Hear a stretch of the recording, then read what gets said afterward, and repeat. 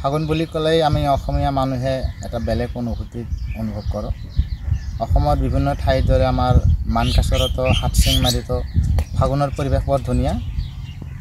আমাৰ মানকাচৰতো গছ গছনি নতুনকৈ ফুল ফলে ভৰিছে, শিমলু ফুল ফুলিছে।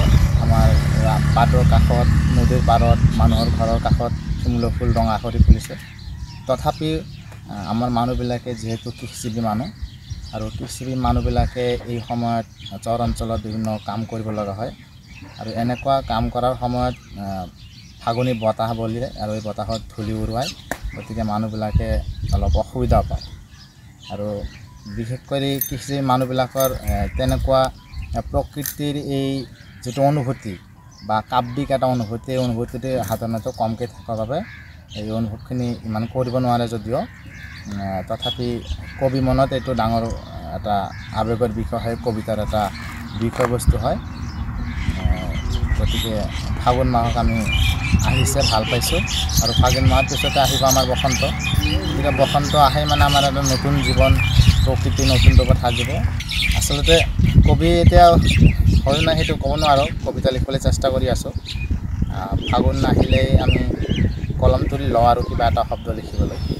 ফাগুনৰ ৰূপ চালেই, গছ গছনিৰ ৰূপ চালেই, ৰঙা ফুল চালেই, শিমলু চালেই শব্দ এটা আমাৰ ওলাই আহে। ফাগুনক লৈ বিশেষ একো নকওঁ, গতিকে মই কবিতাৰ শাৰী দুটাই ফাগুনৰ কথা কৈ দিম। সাপে ছাল সলাই অকলে হাবিত, প্ৰকৃতিয়ে সাজ পিন্ধে শিমলুৰ বাঁহীত। হাতচিংমাৰিত চৰত ছপা নহয় ফাগুন সংখ্যা, তথাপি হালধীয়া চৰায়ে চাইকেলৰ বেল বজাই লিখি যায় আম ফুলৰ কবিতা।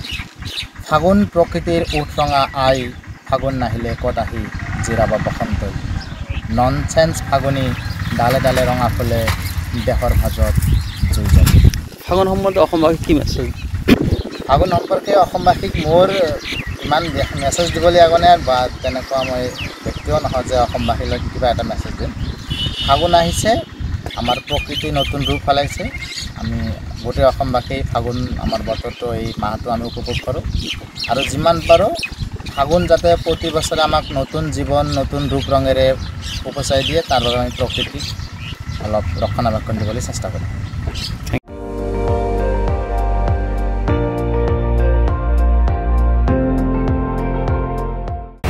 আপুনি চাই আছে ND24, সৰ্বশ্ৰেষ্ঠ নহয়, সৰ্বোত্তমৰ দৌৰত।